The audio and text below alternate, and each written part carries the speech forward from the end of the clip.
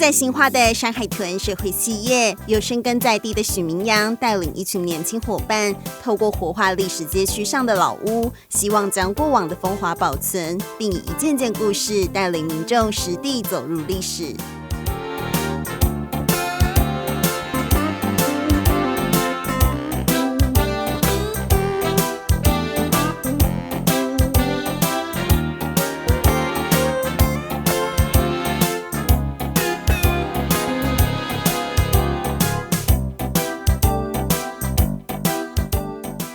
安全侦测店是借由文化部私有老建筑保存再生计划的协助，然后再加上屋主的自筹款的双方的协力，那预计在今年的10月底将会完工。那它将会成为新化老街第一间消失的行业重新复原的一栋老屋。对，那我们也非常感谢屋主也愿意投入相关的营运。那未来就是好好的在经营侦测店，让它也成为老街上的一个传统产业在复兴的一个可以被体验的故事街屋。那它未来的设定是，在1楼的部分呢，我们除了卖侦测，还会卖布料的相关的创作，以及台湾的布的这个一些特色的商品。那2楼呢，我们会招募2度就业的妇女，然后一起来组织工班，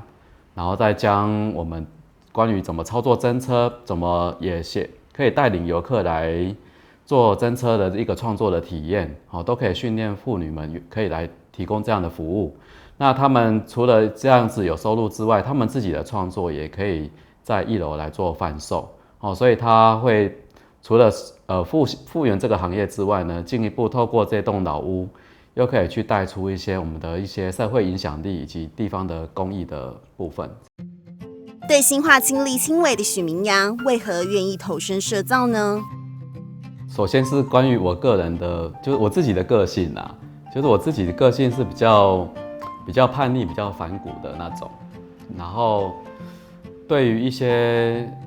社会上发生的一些议题，那会觉得说，是不是自己也能够来做些什么？这个在我的自己生命历程里面是不晓得说为什么会有这种使命感的产生，我自己也不晓得。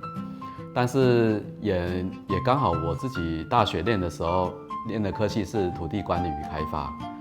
然后研究所又念地区发展管理、城乡规划这相关科系。那我们会探讨更多台湾的社会议题跟一些国土的规划的问题，那会让我觉得说在学校里面似乎没有办法找到答案。对，所以我其实在求学的过程中就不断的在做一些自我探索。那一直到刚好研究所要毕业的时候，那我的指导教授就提供给我了一份工作机会，他就说有一个社区营造就业学程的一个专案，或许透过我边执行，然后我自己也可以边去探索我要的是什么。对啊，所以我当时就很开心，就承接了这份工作。那其实对于社区营造，虽然在大学的时候有稍微接触到，可是就是一知半解。但是那个时候就开始觉得，自己好像跟这块土地有了一些连结。对，因为过去我也很少去跳脱出我自己的生活环境，我也很少去接触到其他的农村。对，那除了大学给我这样的机会之外，那我自己的第一份工作，协助来执行这个社区营造就业学程的工作，也让我对社区营造有更深的一个体认啦。对，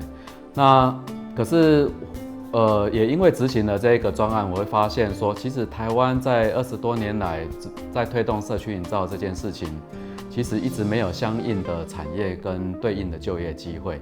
所以其实也让我在执行这个专案的过程中，包括说我自己本身跟学生本身也觉得有点迷惘，就是说社区营造如果没有相对应的就业机会的话，那我们怎么投入社造？也无法就是一直以志工的方式来进行啊，特别是就一个青年或是一个大学毕业生，还是需要就业机会这一块，我们怎么在年纪轻轻的时候就有机会投入？所以我当时就开始思考，是不是有什么方式是可以以社区营造来创业，然后让自己真的是亲身来实践，然后来陪伴社区，然后我们去为地方上创造出一些就业条件，然后进一步我们也可以生存得下来这样。所以当时也还在思考而已，但是就我刚在学校不久就发生了一件事情，就是莫拉克风灾。那莫拉克风灾更加深了我更想要来做这件事情的那个动力。对，所以学校的专案执行的差不多了，我就毅然决然就决定要离开学校，然后找到一个地方是需要我的。对，所以我当时也就寄了一些履历给一些网络上找得到的社造单位，然后我特别还载明我愿意无给职工作。对，就是因为我知道，其实台湾大部分的推动社造的 NGO 组织是没有一份薪水可以聘请你的。好，所以我就比较自觉一点啦，我就先写了我愿意无给职工作。那当时就是思考到，我其实只要能够用一半的时间去打工，我还是有一半的时间是可以好好帮助那个协会，然后来推动地方的社造工作。对，那进一步我也成立一个事业体，好，然后来跟这个地方组织来一起为那一块土地来努力这样子。好，那当时就是一直也找不到入门的机会，那还好，当时水保局正在训练农村再生顾问师，那被我搜寻到，那我就去参加培训，果然就认识了新化社区营造协会的理事长。对，我就想说，上课的地方一定有机会认识到社区的干部，那果然就遇到了社造协会的理事长，然后他就跟我说，新化需要年轻人，你愿不愿意来？那我就很高兴，我就一口就答应了。对，所以我是这样子跟新化建立这个渊源的。来到新化后，原先是协助社区发展，但后来却转变成主动协助社区保存老屋。其实刚开始要投入的时候，我其实就会希望说，我是不是能够以社区营造来创业，走出一条未来有其他青年也想要返乡，还是说想要投入乡村的发展的工作，是可以有一条路径可以参考。对，所以我当时就是采取比较低门槛的工作室的形态，然后结合一个地方组织来共同来推动，这样子或许双方的资源都可以互为运用，然后形成一个能够去推展地方社造跟培育青年的平台。对，但是我其实同时也很清楚，当这样的事情如果真的如同我当初设想的蓝图这样顺利推动的时候，相关的一些社会资本、经济资本，甚至一些经验跟产业的发展的条件，一定会累积得越来越厚实。那这样子的累积，未来势必一定要让我们有一个扩大规模的机会，甚至是可以复制我们的经验出去，来协助到更多的地方。可是，一旦我们想要扩大规模的那个时间点到的时候，如果我们需要资金，或者是需要跟大企业来做对话，引入大企业的资源，比方说 CSR 的资源，那如果是以一个工作室的能量跟它的一个组织的形态会比较弱，所以其实早就有心理准备，未来成长到一个阶段是必须要成立一家社会企业，然后未来也有机会跟资本市场来做对话，甚至跟大企业这样。所以大概因着这样子的一个想法，一直走到2017年，我们觉得时间点也差不多成熟了。特别是在那个时间点，我们已经承接了第一栋在新化老街上的第一栋老屋，要开始切入从老屋文字的保存的角度，然后试着也能够去塑造一个生活故事博物馆的格局，然后吸引更多年轻人一起来参与。所以这么一来，会需要更多的资金跟企业的协助。所以2017年的8月就成立了山海豚社会企业，是这样来的。那也期许未来透过这一间企业的运作，它所产生的获利是有机会再挹注到地方的组织能够推展的相关的事务上面来，然后让这个地方组织的推展的事务上不用纯粹都只依靠政府的补助。所以当初是有这一套构想在进行。那很幸运的没有阵亡，所以10年来了，就还是依照这一套当初的一个组织架构来，还在运转当中。目前山海屯社会企业已将数栋老屋重新复原，并结合在地店家与青年，希望逐步推动地方创生。在过往在社造的阶段啊，不太能够去处理这个问题是，屋主毕竟他们重视的就是他们自己他们的私有财产，也就是说他们的房子能够产生多少的利益，也就是最明显就是关于租金。所以其实我们很难用传统的这种文化保存啊，或者是社造的工作的推展，而要求屋主牺牲掉他们的利益，就是配合我们要推展的文化保存工作。所以其实我们就会变成是说，我们一定要跳脱传统的社造的思维，去建构一套营运模式，然后能够跟屋主来做对话，也让屋主相信我们可以好好的经营那栋房子。那屋主的另外一个心态就是说，他们当然不希望那个经营者一直换，这样子他也要一直去招租，也是很麻烦，所以他们也会关心我们要做什么。所以除了我们要能够付得起房租之外，也要能够跟他们沟通，让他们知道我们未来经营的行业是能够生存的，不会是说租下来2-3个月马上就倒掉这样子，这样对他来说也是很麻烦。对，所以我们就更加知道说，我们要跟屋主承接这栋房子，首先最起码我们要付得起租金。另外一点就是我们要有适当的行业能够在里面进驻，而这样子的行业，包括经营者，都必须要能够跟我们的理念是相投的，是必须要能够去跟我们站在一起来守护这栋老屋的一些它里面的故事，甚至它的原本的空间的形态，尽可能的能够让这栋房子就还是能形成故事街屋。但是对于屋主的部分，我们固然是让他知道我们能够妥善的经营就可以了。所以呢，原本一开始在跟屋主从文化的角度、从社造的角度谈，基本上都被打枪，都行不通。所以后来呢，我们为了要让屋主更信任我们，并且更愿意来跟我们合作，我们是将社区营造的精神之下，再结合了不动产投资经营的角度在跟屋主对话。所以其实跟屋主的对话，我们后来就慢慢采取直接就是谈说，如果你愿意跟我的合作的话，你的房子可以得到什么样的好处。所以呢，我们在屋主是可能还无法那么完整的能够去了解我们未来要呈现故事街屋的样貌之前，就让他知道说，其实我能够为他做的事情比一般承租的业者还要多。特别是协助他的房子可以恢复到一定的妥善度，他的房子那些疑难杂症啊、漏水啊、壁癌啊等等这些问题，我们都可以协助他做改善，甚至协助他争取公部门的完整的整建的补助，能够让他的房子的未来的生命可以延续到很久。对，所以这就会让屋主心动，愿意跟我们合作。那一旦屋主愿意跟我们合作之后，我们就会采取2个双路径就会出来了。一个就是将他房子的故事找回来，然后建置在现场，形成一个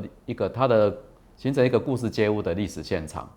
那因为房子也整建好了，就可以吸引青年进驻，这是一点。那关于青年的怎么吸引青年进驻，我们待会再谈。那另外一个部分就是空间的部分呢，我们就可以在继续履行我们原本社造就想要做的事情，持续的利用这个空间去吸引更多关心地方文化的朋友能够凝聚在一起。那这群朋友们呢，就会形成一个支持系统。那这个支持系统呢，又可以对于未来包括我们或者是未来进驻的青年，再产生协力的作用。所以2者的路径结合起来，就会是我们比较喜欢的一个地方创生的路径。所以关于屋主的部分，能够让他们搭配，能够愿意配合，其实就是第一点，他们的利益不能被牺牲，我们的关系才能会健康。第二点就是提供更大的利多给他们，让他们也愿意释出更好的条件给我们。所以像有的屋主就愿意配合签10年长约，那另外一个甚至有的也愿意同意我们就是它的10年的租金的涨幅可以冻结在20%以内。好，这个都会让我们未来的发展是可以比较长远，然后让我们的成长的过程中的这个门槛是会稍微低一点，存活率也会高一些，这样子。其中位于新化老街上的常态西药房，已由谢谢、不费和利赫底家2家团队进驻，其经营模式更调整并融合进老屋当中。大家好，我是不费店长品莹。嗨，大家好，我叫佩如，我是利赫底家的店长。那我们当初团队会进驻在这个空间，主要是因为这里空间空下来了，需要团队进驻。另外，我们自己团队心中也有一个小小的想法，一直想要开设无包装环保商店，所以就来这边落成了。那我们店内其实蛮多东西都是跟西药房的元素做连结的，像我们的油品、清洁用品或者是调味料等等，我们的盛装容器都是利用西药房的元素去装它的罐子来做盛装。有机会大家也可以来看看。那我们很多商品都是用像以前的方式，就是裸卖的方式来做放售，主要也是希望大家可以习惯说自己带着容器出来购买消费这个模式，也希望大家每一次消费都是可以改变地球的这个心态来做一个消费。那如果没有带容器的话，我们店内也有提供玻璃瓶，那这些玻璃瓶都是我们跟大家募集来的，我们有经过消毒跟清洁，那再免费提供大家使用，希望大家有空可以来看看。那我是台北人，当初是嫁给我先生，那先生是他们一家人都是中破塞。那当初一个很简单的想法，希望把台菜的文化可以好吃的东西留下来，所以我们做了利赫。对，那某一次因缘际会遇到山海豚，他们在这间老屋招商，然后我们就因为这个机会，所以来到这里，所以有了利赫底家。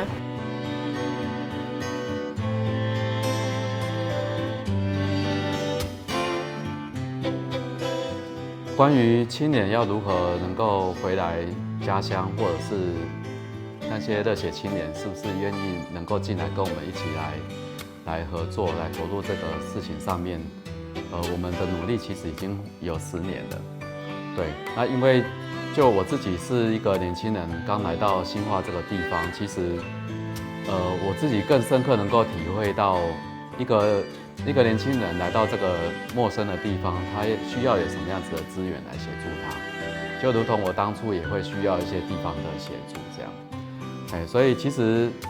回应到地方创生来谈这件事情的话，它其实是关系到有没有适当的一个居住的条件可以支撑他。如果年轻人来到这个地方，一样要去承受很高的房价，或者是租金也很高的时候，当然会影响他愿意进来的意愿。那另外就是生活环境，必须这个地方的一些是不是有一些人文底蕴啊，以及就是比较好的生活环境的营造，能够也觉得说让他们觉得，不管是来这里生活或者是来这边创业，都是一件很棒的事情。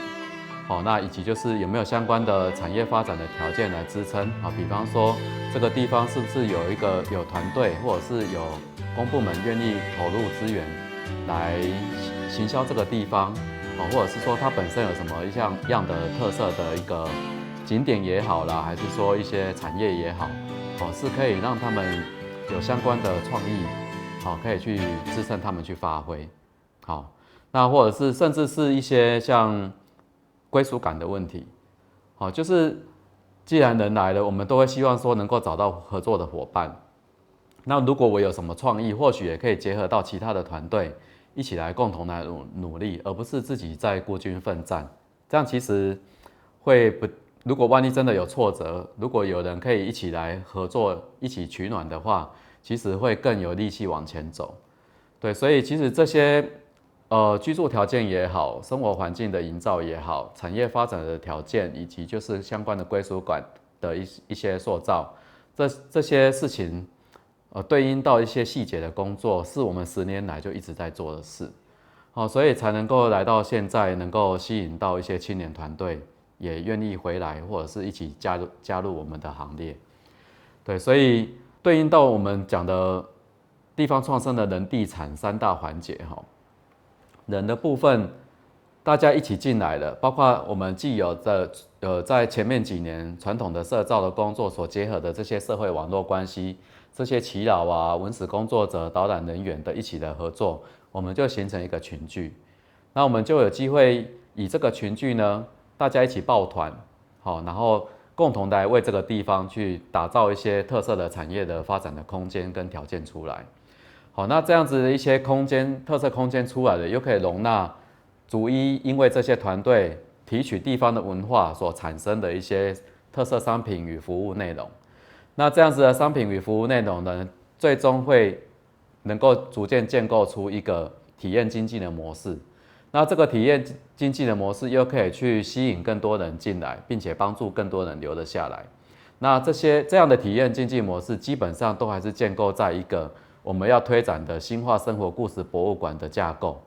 好，所以我们是有整个愿景的架构在推动这整个事情。好，然后包括说，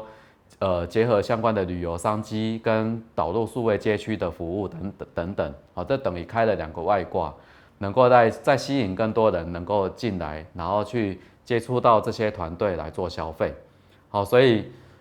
这些种种事情的布局呢，可以说是这10年来一直在努力的事。山海豚对于社造的经营理念受到越来越多伙伴的认同，除了年轻团队进驻，陆续更有青年朋友愿意返乡。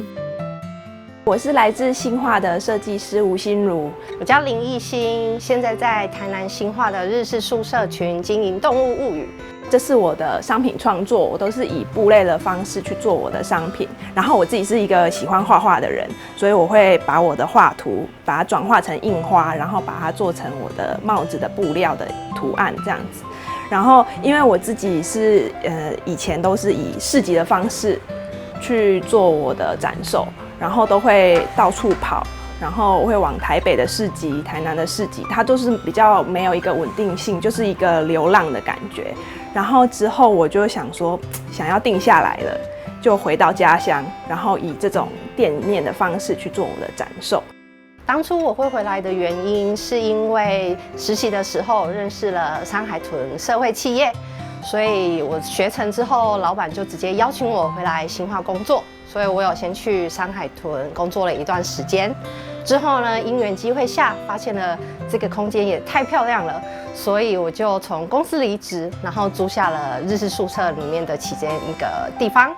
然后我觉得新化的日式宿舍有一个非常奇妙的氛围，对我来说，它是一个对人、对动物、对植物都很友善的地方。所以我就希望我们店里面所经营的商品啊，还有所提供的服务，都可以让来这边的旅客呢有更深刻的体验这样子。因为我们目前是将新化历史街区设定成我们推展地方生活故事博物馆的一个主要的范围。那目前新化历史街区有将近50栋的文资潜力建筑，那我们会希望说能够在台南建成400年，就是2024年之前，能够有1/4的文资潜力建筑都变成故事街屋，所以可以让人们来到新化的时候，可以看到许多台湾的故事，然后在地的人文，那它的层次是非常多元的，甚至透过这些故事街屋去感受到一些关于台湾的价值，台湾过去的人怎么的一个生活的面貌是可以去感受到。那另外一个部分是也关系到我们一直在地方上倡议的，就是关于新化郡在1920年它的管辖范围有到9个街庄的范围，就是包括新市、上化、安定、新化本身、左镇、玉井、南西、兰化、山上等等这些地方，在过去都是新化的管辖。那新化在过去也是一个重要的一个交通的门户跟丰富物产的集散中心。好，所以我们也会希望说，我们可以将我们的经验再扩散到这个9个街庄，就是其他的9个街庄现在的其他的乡镇去。好，那特别是我们目前已经进入到左镇。好，那今年呢也会在同时针对左镇老街的5栋老屋去做整修跟故事的巡回。那所以呢，也会是希望能够栽培一些团队，也能够在左镇进驻。好，那进一步呢，能够借由左镇的发展，也能够再结合到我们新化历史街区，然后将整个台20线，往东的一个3层的部分，都能够有机会可以拉动的起来，进一步去协助周边的一个农村的发展，这个是我们的一个很重要的一个目标。那最后的长远的目标会是，这么说好了，就是新化是我们的0到1，左镇会是我们的1到2。那如果左镇的经验也成功了之后，我们也会希望说，这样子成功的经验也可以再扩散到其他似乎已经被人们所遗弃或者是淡忘掉的一些传统的聚落。有机会，我们也可以用这样的经验挹注在那样子的聚落上面，同样的将那边的空间整理好，故事找回来，重新将地方发展的价值建构出来，再辅导愿意进来的青年团队，然后让他们也可以长治久安在那边发展，然后进一步的一个一个聚落扩展下去。那这个是我们公司在未来发展上一个长远的目标，也就是还是回应到我们对于老屋文资保存的这个社会的使命上面持续的推展下去。